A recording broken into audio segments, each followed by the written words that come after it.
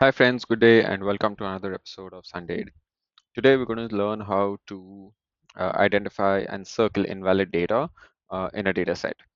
So we'll quickly go ahead and get started here. Uh, I'm presenting to you is a data set which contains the scores of a bunch of students. We have a cutoff score and what each individual student has scored against it. Now, I'd like to know which of these students have scored less than the cutoff score and would like it to be circled. There is we can definitely use conditional formatting, but it does not give us an option to circle. It will color the data over here. So we're going to try and do something else.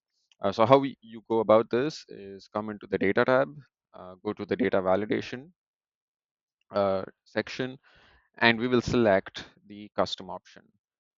In the custom, what I do want is I want to know if my current score is more than the cutoff score, and that's what I'd like to be knowing. And once I do that, we will hit OK.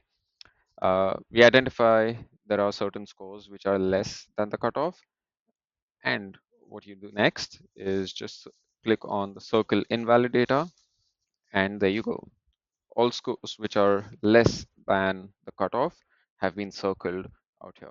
So this is a quick way to identify data discrepancies and get immediate visual representation of outliers that we would like to identify. Uh, so I hope you found this useful, and this is all for today.